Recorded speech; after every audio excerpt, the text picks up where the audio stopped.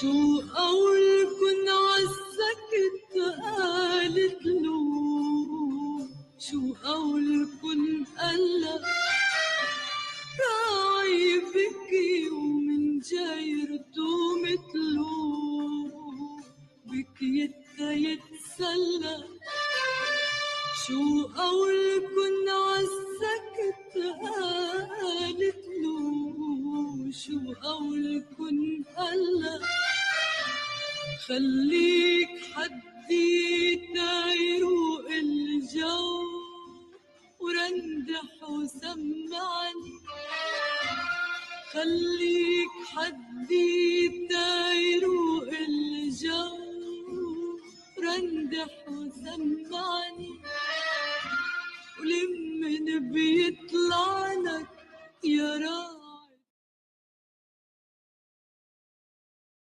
Hi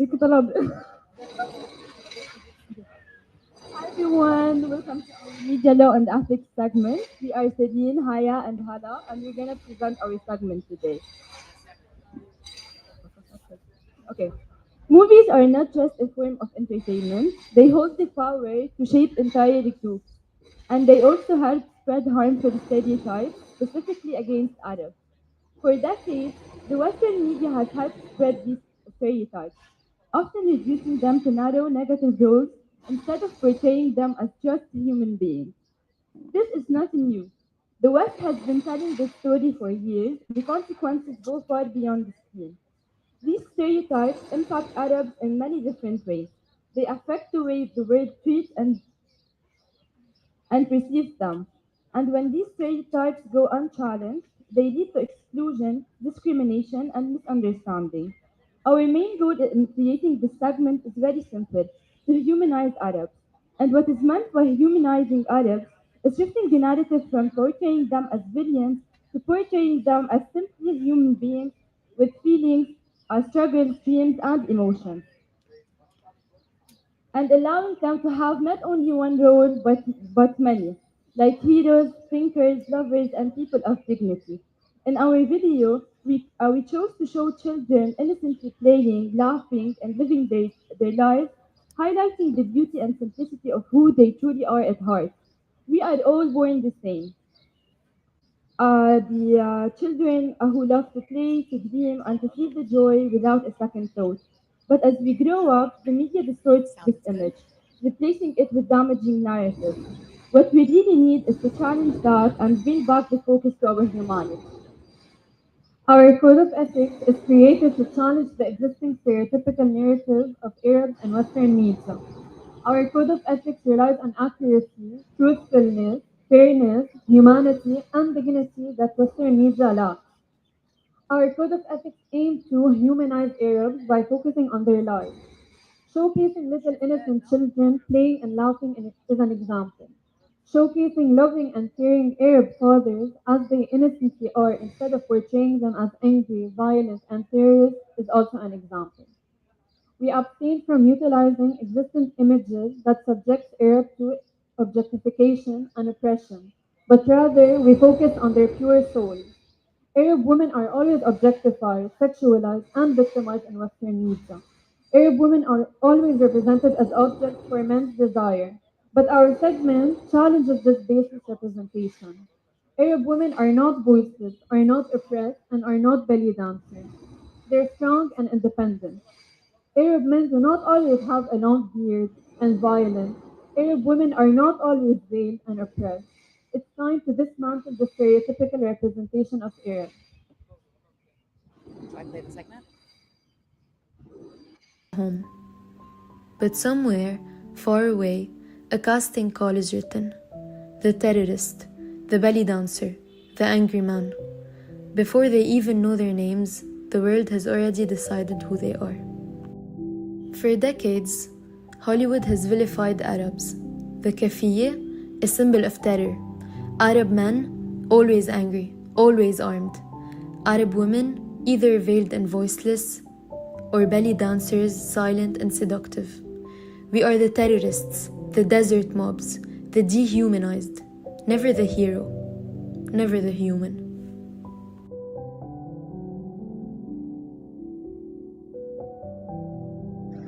I think it comes from the West, like mostly Americans, because they show how Arabs are weak, are uneducated, and they don't know how to govern themselves. So they want to show these characteristics to be known as the hero. Specifically, they show like Arab men as terrorists and as like dangerous people, and women that are weak and they need to be saved. One of the most negative portrayals that are said to Arab men, especially when they have a long black beard or any sort of beard, he is said to be a terrorist. Or when they see a man talking in Arabic, they immediately get scared of him and they start over exaggerating and they get creeped out of him and they start to treat him differently.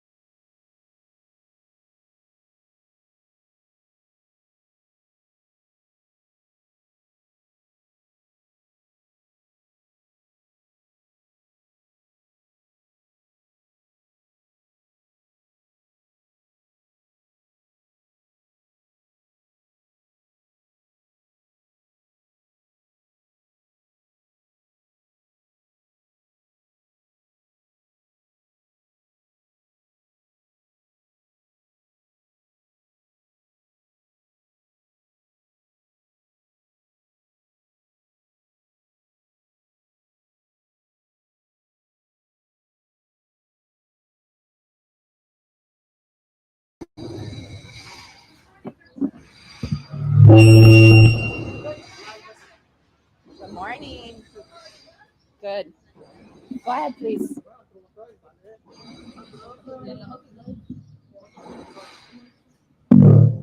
It's okay.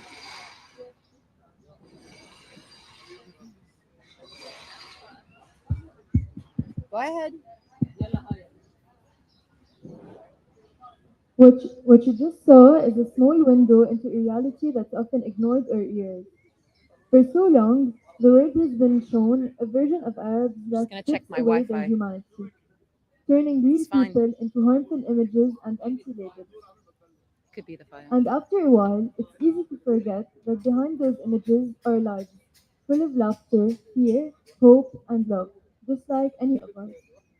We made this segment because we believe it's time to look closer. Remember that no community, no people can ever be summed up by the narrow roles the media hands them.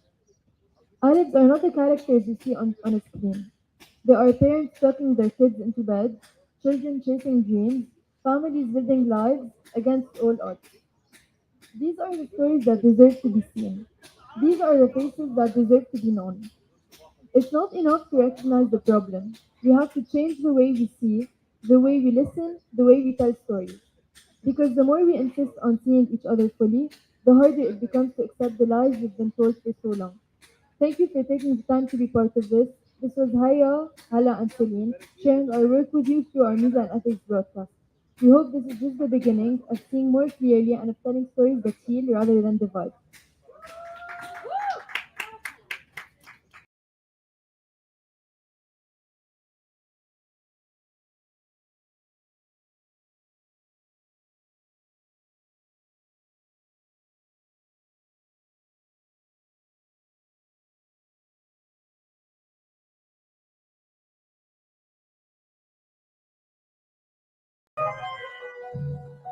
لشو الحكي طالع علينا قمر خلي النظر للنظر يشرح هواه ويشتكي لشو الحكي عند التلاقي سوا أهل الغوا عالهوى يتفهموا من غير حكي بيني وبينك يا حلو شو صار في حكاية ما في كلامي ساعة منقولها لفتات بيني وبينك يا حلو شو صار في حكاية ما في كلامي ساعة منقولها لفتاك لشو حكي عند التلاقي سوا أهل الغوا عالهوى بيتفهموا من غير حكي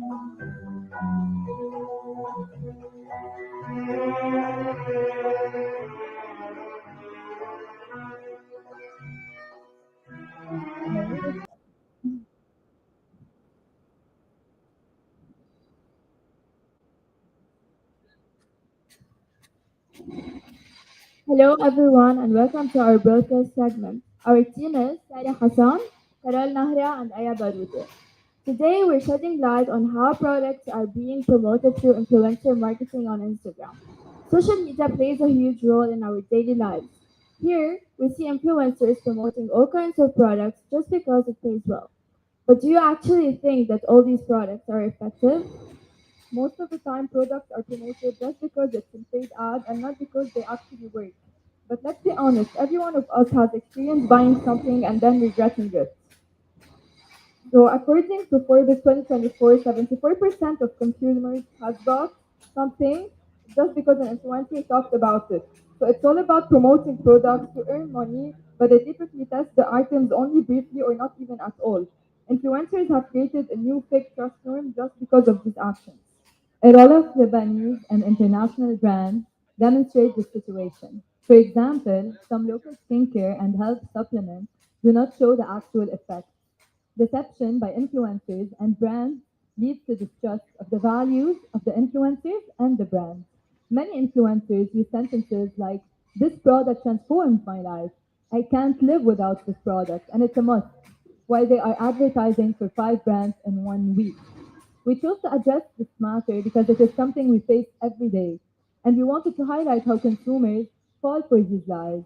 So we want to raise awareness and let consumers think twice and do their research before purchasing what they see on Instagram and social media. Through our broadcast, we interviewed Dr. Joel Majdalani, who is a marketing instructor at LAU, teaching marketing courses such as consumer behavior and emotional intelligence, which makes her a credible source for understanding how influencers affect consumers. We also conducted a vox pop at LAU campus to see if students had diverse views on influencers. Our research goal is to have two perspectives: influencers promoting the product and how consumers feel and think about it. All influencers must follow Instagram guidelines that demand truthful advertising of promoted products. Brands must alert their followers about paid partnerships by using the label. The exchange of value through money or free items stands as the reason for these requirements. When influencers accept payment for product promotions, they may advertise substandard products because this arrangement, despite their ineffective nature. The actual concern remains whether these Instagram regulations hold any practical value. This is why we want to introduce our code of ethics, which are transparency and disclosure. To dive deeper into these codes, transparency is being honest with the audience about the relationship between the influencer and the brand. While disclosure is when the influencer explicitly makes it clear that they are getting paid to promote something or is given to them for free. So, how can these codes be applied? First, influencers must test the products ahead of time on themselves before promoting them. And if they do not believe in the product, they should refuse to promote it. Second, use verbal disclosures. That is, uh, that is a sponsored ad. Third, use hashtags such as hashtag ad, hashtag paid promotion, hashtag commercial partnership. Fourth, comply with the law and Instagram's features that enable the disclosure of payment in a particular post for sponsoring activities. All influencers need transparency to make themselves credible and have trust with their audience. Okay. Okay. Add to stage. From where did you get it? An influencer was promoting it. Does it actually work? I think I got scammed for like 35 bucks.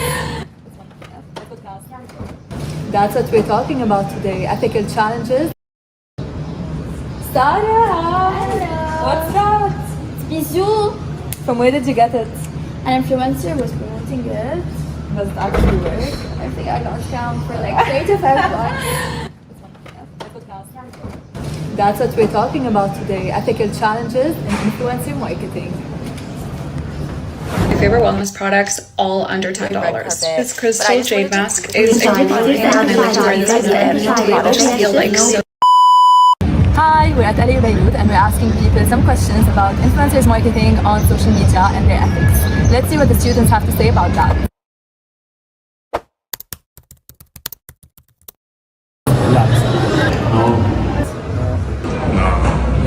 No. Getting paid to do that. It feels unauthentic. Users are not aware of what they are promoting. It feels very commercial. Not just because they're getting money. They just want sponsors and they want to promote those products to get money out of it. That's it. Yes, it's actually in my bag. Okay. Not just one influencer promoted it, it's like the whole TikTok community. Yeah, what is it? It's a hair straightener. Concealer, and it did not work out for me at all. Very good. لدرجة I purchased the bigger one. They should have mentioned something about being acne prone. Yeah, and it didn't work like she said it would work. Yeah, but it works fine, but not as much as they advertise. This one. Yeah. Yes, of course. Have the responsibility to be honest and to be clear with their audiences. Not punished, but yeah, maybe lose a couple of followers for a couple of days. Yeah. I think there should be rules and regulations to inhibit basically misleading their followers. Okay. There's not much you can do. Definitely, if the product is risky or it promotes something that's not rightly, definitely. Breaking news. People are smarter than influencers think. Can you believe it? Shocking, truly shocking. But seriously, how are influencers supposed to build trust? That's why we called in the pros and we interviewed Dr. Joel Majdalani, who's an expert in marketing, to get real answers. Dr. Joel Majdalani, I'm a marketing teacher. And we talk a lot in our courses about these influencers, how they use marketing. We see a lot of influencers that have nothing to do with the product. Nothing, no identification, nothing. But yet they are promoting just for the money in order to make money. But however, when they do this, if we have a conscious consumer, they will not be credible nor trustworthy. And we know it's for the money. They are not convinced. They are trying sometimes to sell us something that is not good for us, that might even harm us or disappoint us. First of all, they should know really about the product.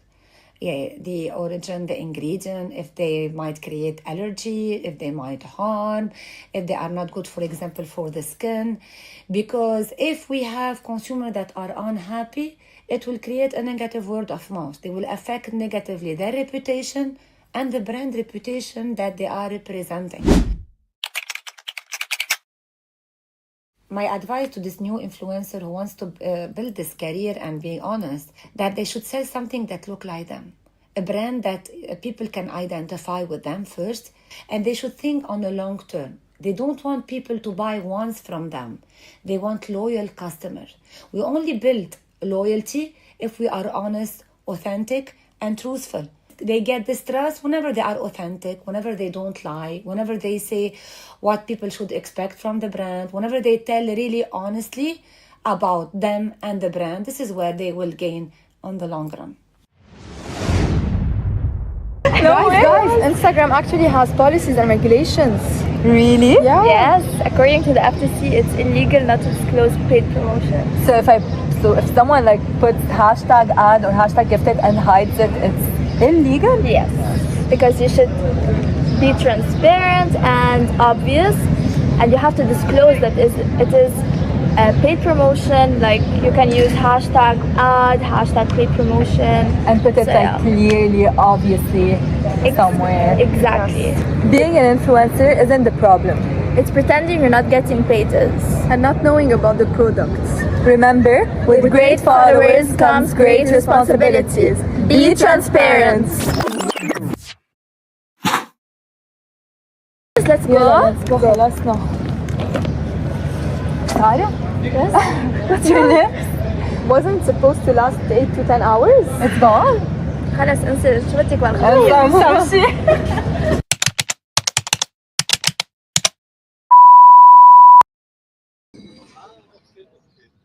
For today, we saw why transparency and disclosure are important for influencer marketing and that a lot of influencers are not honoring their ethical duties toward their audience.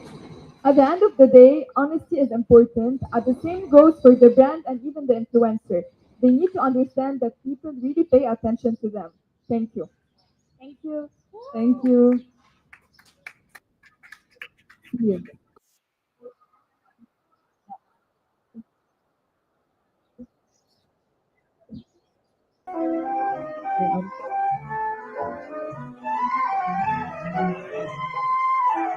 كنا نراسل بالوما ونقول شرحيته ولما اجتمعنا الحال نسينا شو بدنا نقول كنا نراسل بالوما ونقول شرحيته ولما اجتمعنا الحال نسينا شو بدنا نقول لشو الحكي طال علينا قمر خلي النظر للنظر يشرح هواه ويشتكي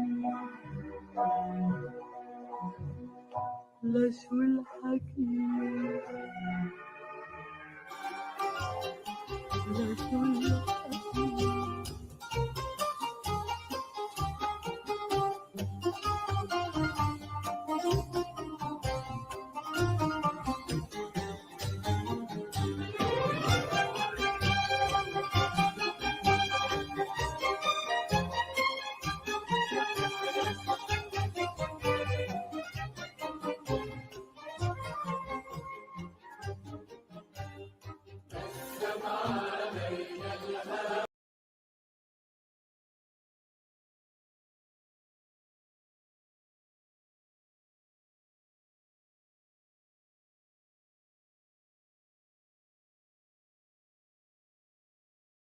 Sorry, repeat. Your mic was not on. I'm sorry. My fault. Okay.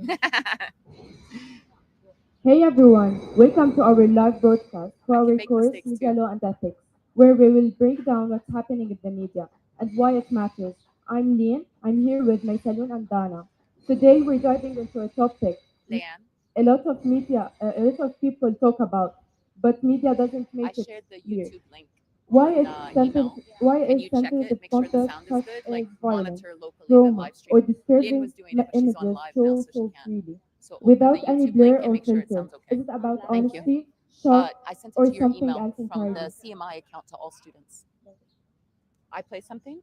And even though Lebanon doesn't have a direct law being it, the international security forces actually used a statement on August 5, 21. They asked media outlets to stop publishing those images because of how emotionally harmful it can be for families and out to respect for the death. That's backed up by two important guidelines in Lebanon, the Media Code of Ethics from 2013 and the Digital Media Code of Conduct from 2016. Both say the same thing. Media should respect personal privacy and human dignity. We've got Article 12 of the Universal Declaration of Human Rights and Article 17 of the International Covenant of Civil and Political Rights. Both of those protect people for having their privacy invaded, especially in situations involving death or trauma. Some, some might assume that all professionals in the field, such as journalists or professors, go with the flow regarding sharing sensitive images during sensitive periods. In Lebanon, sensitive footage was not shared until some events like the Lebanese Civil War, and the most sensitive image that was shared is the assassination of the former Prime Minister Rafiq Hariri, where the footage of the burned body was shown. Is it normal to share such an image? In the previous Israeli attack on Lebanon, such footage was also shared on social media.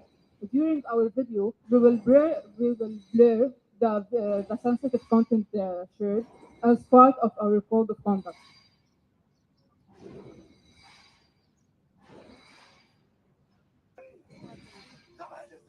Social media has become the platform where we react, share, and connect. But in the recent years, we've seen a growing debate over the responsibility of sharing sensitive content, especially during times of war. To understand the legal framework, we spoke with the international law expert Mirna Taha. This aligns with the Media Code of Ethics 2030 and the Digital Media Code of Conduct 2016, which both require respect for human dignity and personal privacy. Internationally, multiple legal instruments prohibit such practices. Article 12 of the Universal Declaration of Human Rights prohibits arbitrary interference with the privacy, family, or reputation. Article 17 of the International Convention on Civil and Political Rights provides similar protections. The Geneva Conventions mandate the protection and respectful treatment of the dead in armed conflict. The International Federation of Journalists Schools of Ethics strictly discourages publishing graphic or degrading images without compelling such justification. Therefore, the unauthorized dissemination of images of deceased persons may constitute a breach of ethical standards and, in some contexts, a violation of international human rights laws. To explore the psychological side, we spoke to a psychology student who shared insights into how these images can influence mental health. LAU, and I'm doing my senior study currently on the impact of war-related media exposure on mental well-being. What I can say is that seeing graphic images of war has a great impact on the well-being of a human being, and it decreases the well-being of day-to-day lives and how we go about our days. Not only that, the impact of exposure of corpses, for example, on the family members of the killed person can cause huge distress, can cause depression, PTSD, general anxiety, and of course, it's detrimental on well-being in general. And it also heavily impacts the journalists who are on the ground. They're seeing these events in real time and they have to document it to show the rest of the world, which is why it's also important, even if it's difficult to shed light on this negative news, it's important to shed light on that so that the people know what's going on, which I believe is why most journalists tend to focus more on negative news than positive news, because they just want to get the message out there to let people know what's actually happening in the world. To explore the impact of sharing sensitive scenes with the public, we interviewed the journalist Dr. Jihad Al-Mallah. رح حاول جاوبك عليه انطلاقا من تجربه صحفيه. بلبنان تاريخيا ما كانت مشهوره الصوره الحساسه اللي فيها دم او فيها جرحى وقتلى، ما عدا بالحرب الاهليه اللي هي بين سنه ال 75 وسنه ال 90. وهيدي الحرب الاهليه بوقتها ما كانت هالقد الاعلام يعني واسع وواصل لكل الناس، كان الجرايد اسود وابيض، كان تاثير الصوره اللي فيها دم او فيها جرحى او قتلى اقل من لما تكون جريده ملونه. زي بعد ال 90 رجع لبنان بطريقه او باخرى، كان في محافظه على عدم استخدام الصور الحساسه، مثل كان في شيء مثل مدونه سلوك غير معلنه بين الاعلام، عدم استخدام الصور الحساسه، مع انه كان يصير في مجازر. كان صوره حساسه فعليا ضجت الدنيا عليها كان سنه 96 بمجزر القانا الاولى. المستقبل هو اللي نشر فيديو لهيدي الصبيه، عفوا بنت المقطوع راسها بالمجزره، وهذه الصوره انتشرت بكل العالم، كان عندها تاثير كثير كبير لدرجه انه امين عام الامم المتحده بلش صور حساسه ترجع تطلع بعد غزو العراق بنيسان باذار ال 2003. بلش تطلع صور حساسه لانه بلش يصير تفجيرات. اول صوره فعليا كمان بهالفتره صوره انحطت بشكل واضح كان وقت استشهاد الرئيس لطيف الحريري 14 شباط 2005. انحط صوره ب 15 شباط بجريده النهار، صوره جثمان الحريري بعكس كل الصحف الثانيه ما حطت صوره جثمان، يعني الجثه محترقه. يعني غذاء الامور ممنوع الصور الحساسه، ما في صور حساسه بلبنان. وصولا للازمه السوريه 2011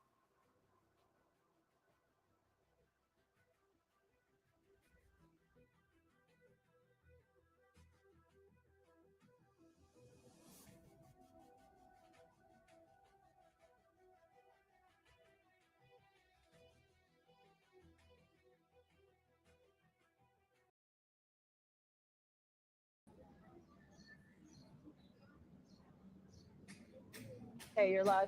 Okay. Though some photographers call for an immediate implementation of a law that may tackle the issue of posting sensitive content since it harms young individuals, no governmental actions are taking place. A code of conduct should be implemented to ban the delicate pictures during the war and post-war because citizens are also calling for the procedure.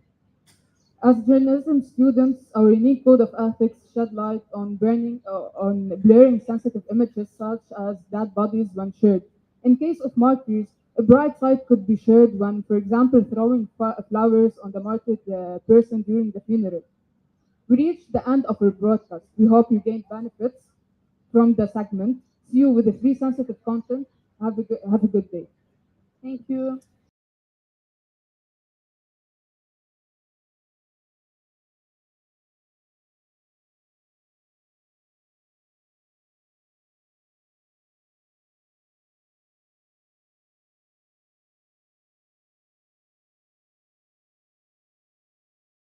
دخل الهوى خدني على بلاد نسم علينا الهوى من مفرق الوادي يا هوى من الهوى خدني على بلاد يا هوى يا هوى يلي طاير بالهوى في منثورة أو صورة ابن العند يا هوى يا هوى يلي طاير بالهوى في منثورة أو صورة ابن العند يا هوى تعالي يا قلبي اكبر بيها الغربي ما تعرف لاقي خدني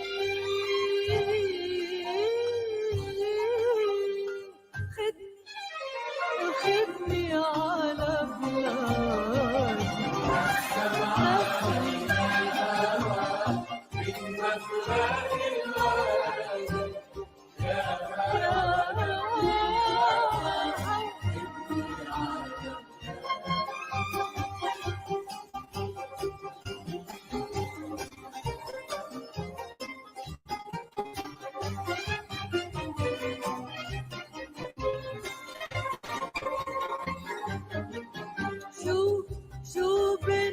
شو بنا يا حبيبي شو بنا كنتو كنا طلعوا عنا وفارقنا شو بنا شو بنا يا حبيبي شو بنا كنتو كنا طلعوا عنا وفارقنا شو بنا على الشمس بتبكي عالباب وما تحكي يحكي هوا بلادي خدني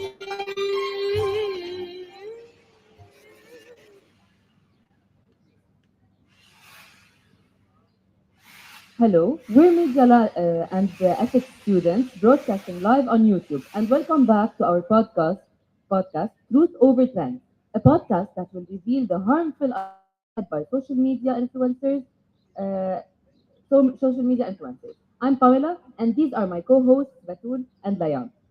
And today's episode will tackle the irresponsible use of TikTok by influencers, calling out for unrealistic body images and promoting toxic eating habits, or as it seems, bullying people into becoming skinny. It ranges from body shaming and toxic beauty standards to unscientific diet cultures and misinformation. We will dive into the real world negative effects of everyday digital influence, especially on us, ladies and gentlemen, or meaning young adults, and challenge the content that promotes unhealthy relationships with food, body image, and self-worth. Through research, interviews, and our insightful ideas, we really aim to create a more accepting, ethical, and comforting media or TikTok environment. This is Truth Over Trends, where we put facts before facts. We all have faced such things, guys, right? We scroll through TikTok, suddenly finding ourselves carried into a world the world of fitness hacks, what I eat in a day videos, before and after transformations, and these trendy miracle diet pills. So you look down on your body and sigh, and you enter another spiral of unending comparisons. You may think to yourself, maybe these pills would help you. Maybe if I stick to these fitness hacks, I would lose weight finally and look pretty.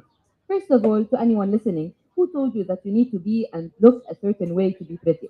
Second of all, have you ever thought that what if the advice given to you, that you wanted to abide by, was dangerous? Influencers you see and follow on social media can really cause a great harm to your mental and physical health. It's more than just posting a sugar-coated motivating video. That's why we conducted a Vox Pop and an interview with a professional, a You said nutritionist, from your which will side be you're able to broadcasted download it in from the following e-transfer, and segment it's over. It's like around where we will 150 dive deeper megabytes. Yeah, into this matter. 258. 258. Do I play? Didn't you notice how I play. Correct. Sorry, I was confused about what's happening. Okay, so add to stage.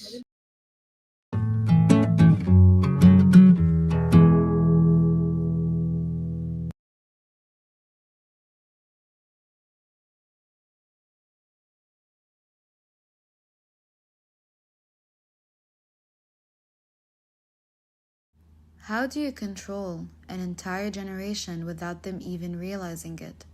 It's simple. You trick them into thinking that they're the ones in control. You feed them lies until those lies sound like their own thoughts. You tell them their worth is measured in inches and pounds.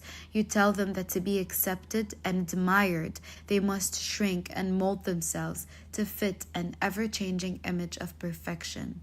In the 2000s, every girl wanted to look like Kate Moss, thin and fragile. Today, it's all about Kim Kardashian's curves, and tomorrow, who knows what the perfect body would be. But one thing never changes: this constant pressure to chase these unrealistic beauty standards and trends, no matter how harmful they are. Young women and men are being mainly targeted by the beauty industry because they want to feel seen, heard, and desired. And when you're desperate to belong, you're easier to control. TikTok has become a playground for toxic trends. Skinny talk glorifies starvation and bullies people into believing that health looks like skipping meals and hitting the gym 3 times a day. This isn't empowerment. It's manipulation dressed up in filters and catchy sounds. And it's time we talk about it. Do you know about skinny talk? Yeah. What do you know about it? I think it's very bad and very toxic because they use terms that are considered bullying in order like to sell a product just to get skinny. I mean, come on, who wants this? As a personal trainer, by the way, people come to me following this trend and they body shame themselves because of everything they hear on TikTok. So I think skinny talk is so bad. Toxic motivation that they do is very like disgusting, honestly. Yes, I've seen it a lot, especially on Instagram and TikTok. Influencers promoting about Ozempics and appetite suppressors in a very unhealthy and toxic ways, targeting all the ages, including teens. Do you think influencers on TikTok promote unrealistic body standards for men and women in Lebanon? Yes, of course they do. Especially, it's not just for the men or women. Yani for women specifically, they want us to have high standards of just being skinny, and for men, muscular and skinny. Yeah, Yeah, for sure. so How do you think this impacts young people's self-image? it impacts them quite a lot actually. By comparison, they start comparing themselves and to things that are very unrealistic. Standards don't make any sense. Seeing slim filtered bodies on social media over and over again every day بيخلوا العالم يفكروا انه this is the body المفروض يكون هيدا their body. فذاتس واي بيقلل السلف confidence تاعونهم وبصيروا they try to change by changing their eating routine او حتى the way they exercise.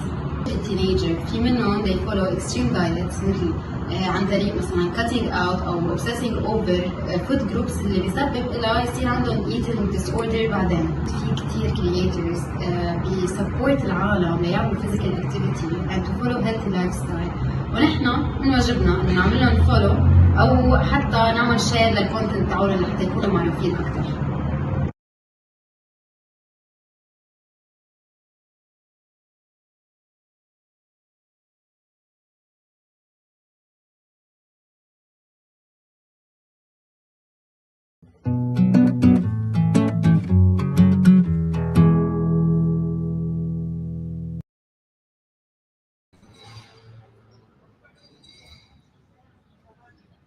Go ahead.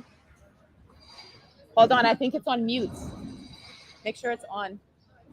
Oh, sorry, I muted you. My bad. Go ahead. Hello.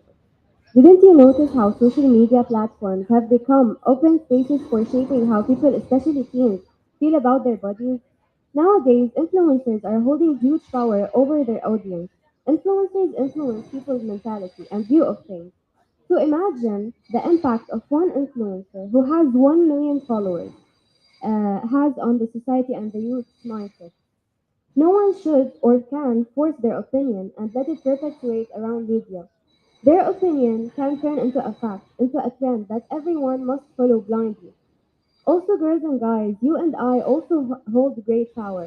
If you share the post that encourages on body shaming or anything related to female-centric beauty standards or dangerous health tips, you are also part of this problem. Therefore, influencers hold huge power over their audiences, often without a professional credentials or accountability. From promoting unverified weight loss supplements to praising unrealistic beauty standards, content that seems harmless can actually be harmful. And these issues make me ask, what responsibilities do influencers have? Who keeps them accountable? And how can media ethics guide us in this space? So, what are some examples of what I'm talking about? So, let's take a real example. Now, several fitness influencers faced backlash for promoting this famous miracle drug, which is, we all know, Ozempic drug, which is, for your information, a diabetes drug. But it's taken nowadays as a weight loss solution without disclosing sponsorships or side effects. The result? Audiences chasing quick fixes and solutions without proper medical knowledge. Another example is the rise of what I eat in a day videos and skinny talks, which often present unrealistic calorie restrictions leading to disordered eating. While creators may mean something else or their intentions might be positive, but they can unintentionally trigger harmful behaviors for the audience. Thank you. Okay, so to debunk this issue, our team has created an original code of ethics responsible for supervising influencer content related to diet culture and body image. So, first of all, influencers should at all costs avoid spreading scientifically inaccurate information and never sugarcoat medications for weight loss. And if such topics must be mentioned, then they must clearly state potential risks and emphasize that these medications can only be taken under professional supervision. Creators must also use inclusive, non judgmental language and avoid promoting Eurocentric beauty standards.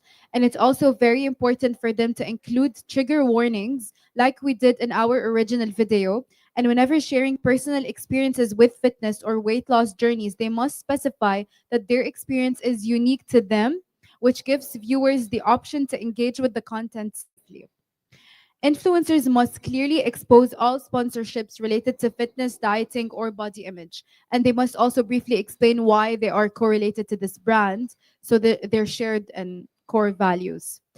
Last is about enforceability. So influencers, they must create platform level change by signing petitions, joining advocacy efforts, or even collaborating with other professionals in the field, just like we did by interviewing the nutritionist Saro. So, whether you're creating content, scrolling on your For You page, or just trying to exist in peace online, this code is your compass. Influencing isn't just about reach or getting popular, it's about responsibility. As media producers and media literates, we must remember that every post, every word, every video holds power. With the right ethical guidelines that our code provides, we can uplift young women and men and help them get into a guilt free, healthy lifestyle in which they understand that their value is not limited to the numbers on a scale. Thank you.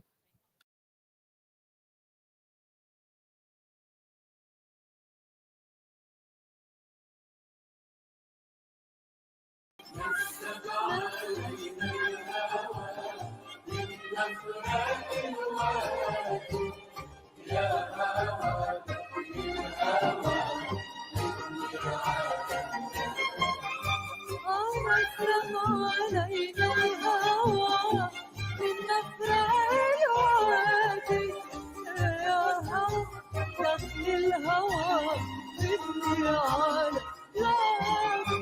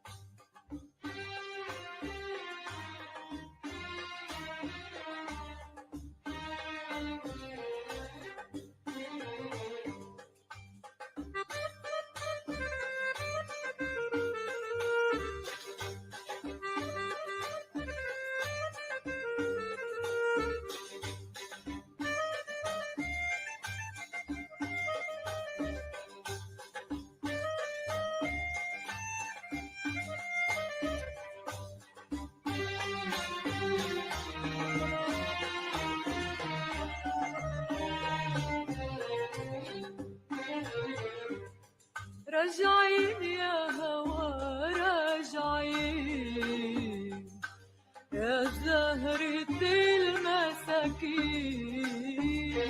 راجعين يا هوا على دار الهوى على نار الهوى راجعين راجعين يا هوا راجعين يا زهرة المساكين راجعين يا هوا عطاري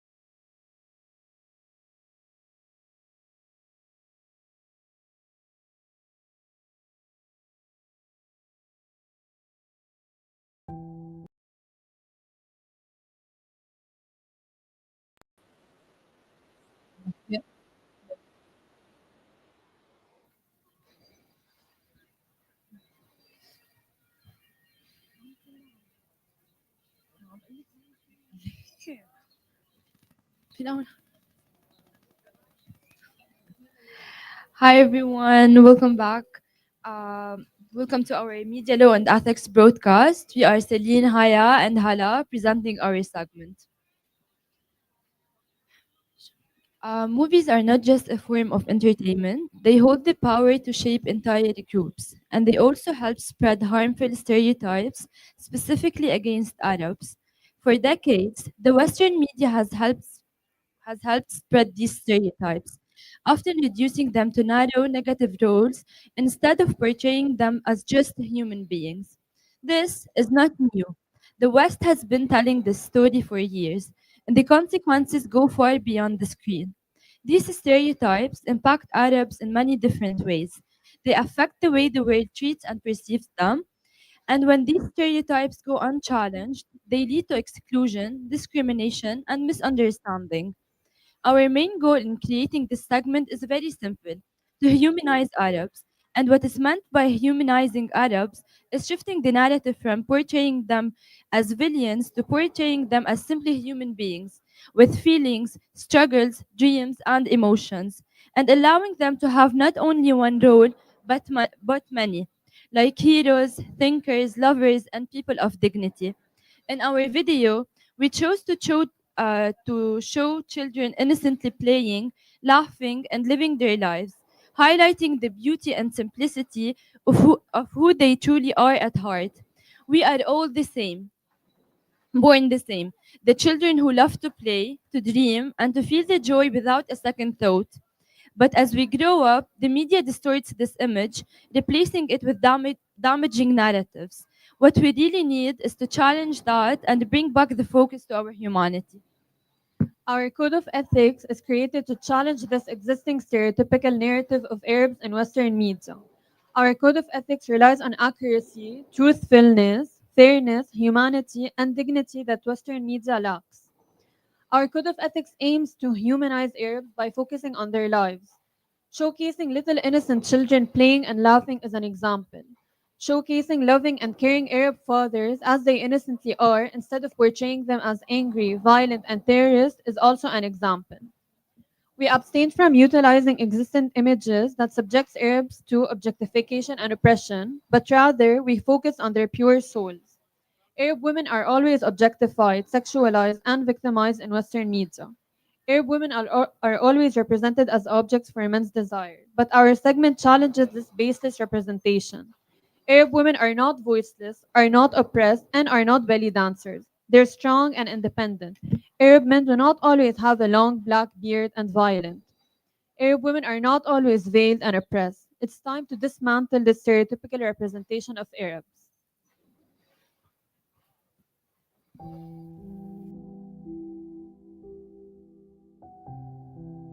Before the world scripts them, they are joy, they are brilliance, they are home. But somewhere, far away, a casting call is written. The terrorist, the belly dancer, the angry man. Before they even know their names, the world has already decided who they are.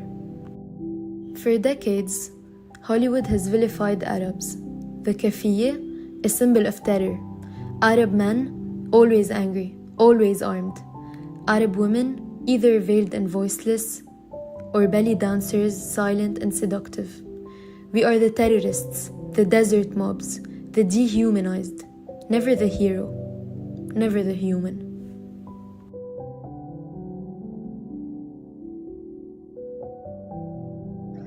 I think it comes from the West and mostly Americans because they show how Arabs are weak, are uneducated, and they don't know how to govern themselves. So they want to show these characteristics to be known as the hero.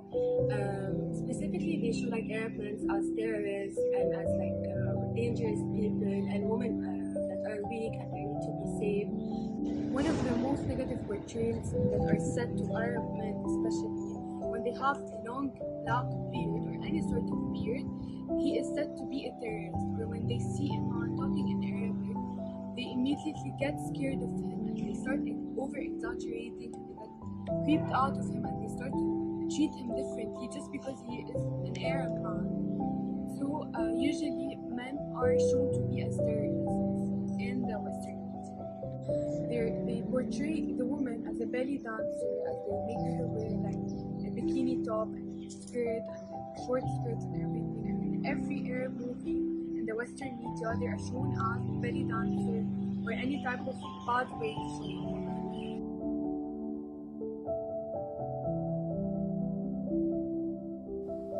Veiled and silent, oppressed and beaten, mysterious and voiceless, objects of desires.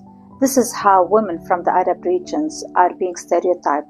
It's a systematic tool of oppression, depriving them of their agency, stripping them of their rights, of their intersectionality, and of their voice. Women from the Arab region are at the front lines in times of crisis and in times of war. It's time to recognize their roles and their voices. These stereotypes are systematic because they are repeated as if they're the person. They contributed to a deeply public perception shaped by media, which is really biased, even just watching the movies. So, what if these movies do complement what's seen on biased news as well? Such stereotypes dehumanize Arabs, they justify any political agendas, and they normalize discrimination of Arabs, especially in times of wars and in times of conflict being reported on media, conflict quote unquote. Before they learn how to write their names, the world has already written a label. The terrorist, the oppressed, the threat. Not because of who they are, but because of what Hollywood taught us to see. They're just children, but in the eyes of the world, they were never innocent.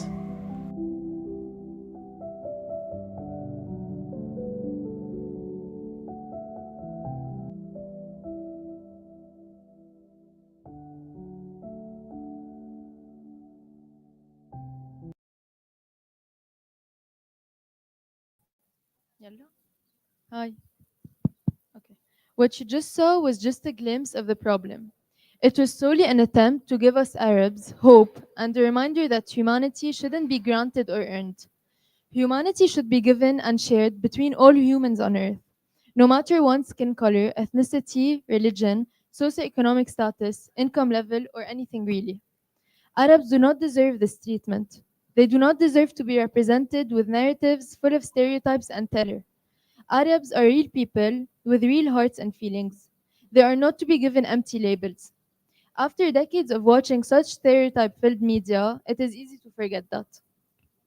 At the end of the day, we are human. We are people who get excited, happy, anxious, scared, and angry. This is why we decided to frame children in our segment.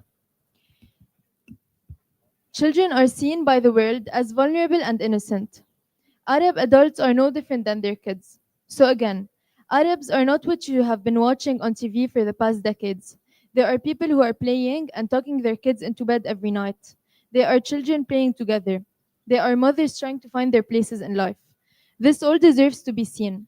Western population should learn to educate themselves regarding Arab countries' history and background because ignorance is the number one reason as to why these stereotypes are still being believed and perpetuated, like Shaheen has stated in Real Bad Arabs. Thank you for being with us. We are Haya, Hala, and Celine, and this was our media and ethics broadcast. Thank you.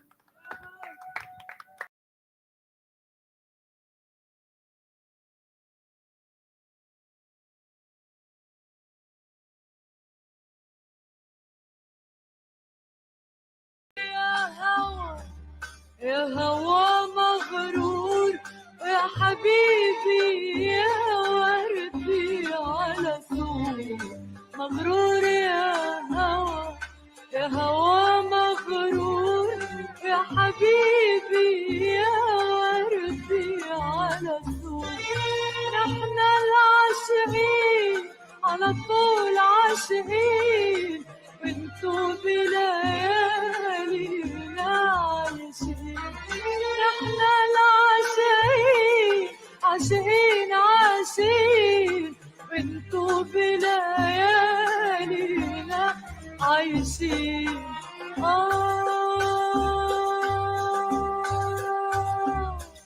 راجعين يا هوا على نار الهوى على نار الهوى راجعين راجعين يا هوا راجعين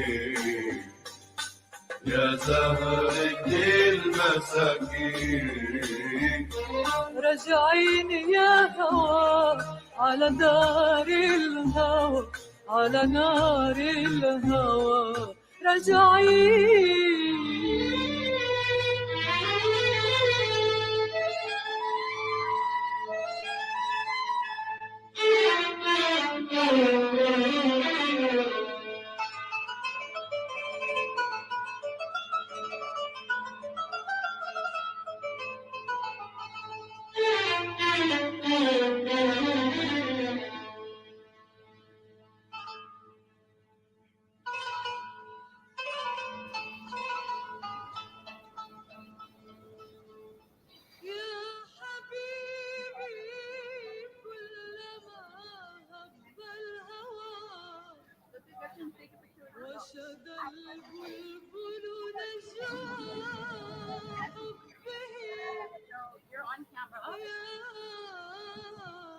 Test. I'm very loud. Okay. Here you go. Here, Leanne. Take it. Don't be shy. Okay. Leanne, tell us. It's your second journalism class, correct? Yes. Okay. And you're a multimedia journalism minor, correct? Yeah. So speak closer to the mic so we can hear you.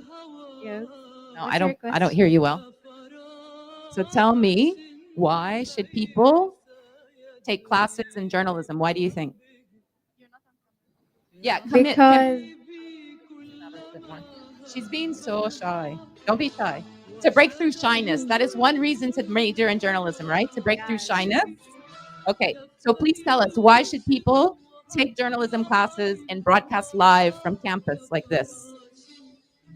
to know how to speak your own, to let your voice be heard in front of everyone. You're doing Yeah. great, yeah. And this assignment was a code of ethics. Would you have preferred to write a paper and not broadcast live? Yeah. You would have preferred a paper. No broadcasting live. Yeah, no broadcasting. No broadcasting live. Yeah. Okay, ask your classmates if they wanted a paper or to broadcast live. Of course, broadcast live because Anybody else prefer a paper? because on social in our work we use only Dan, come into the camera with everybody. We want to see you. Class image, yeah. Go ahead. Please, Yeah. my saloon, explain. of course broadcast live because it gives us experience how to talk in front of the camera, how to use microphone, how to use all the logistics equipment, and we can be more advanced for work and for our career more than paper because I can write paper either way. Carol, what do you think? Carol, you're contemplating your answer in the back. Would you have preferred a paper or broadcasting live? Broadcasting live, definitely. It's more of a practical, approach to everything we do in our classes, and هيك it gets our characters, each one gets to practice and develop. مثل ما هاي عم تقول. Who wants to speak now? Haya. Dana. Oh, Haya, and then Dana wants to say something. Dana, you're gonna go first, actually. Going live is important because we're sharing important issues that are not shared on our TV channels in Lebanon. Those ethics are not shared, the problems are not shared, so it's really important to share them through our content because we are media creators, we are the future media creators, so it's a hand-on exercise. I just want to point out Dana's holding 2 mics right now. That's how much she enjoys broadcasting. See, Leanne? not working. Some people are having fun. Some It's not people are working. having fun. No. Okay, pass it to Haya. I also enjoy broadcasting more because, in my opinion, it's useless to learn something theoretically without practice. No, it's not useless. أكيد it's هيدا بس it's more useless to actually it's more useful. That's the point of the semester where you're just like, I'm done learning, let me graduate. I'll Correct? graduate. I think it's more useful to practice rather than just learn and later forget them. Anyone else want to add last words? Pamela, you've been called to take the mic. Celine, go ahead. I would love to say I loved this experience. And thank you so much. Bye. I think Leanne actually had fun, right? Yeah, shwoy. Okay. Anybody else? Okay, thank you. Thank you, guys. Doctor. Thank you so much. Thank you, Leia. Extra credit. So just a quick administrative matter. Your assessment form for your labor on the broadcast is posted on Blackboard. You have till tomorrow to post the theoretical, boring, non-practical paper by tomorrow 11 p.m. and the assessment form also by tomorrow 11 p.m. What's up, Nohud? Thank you all. Thank you.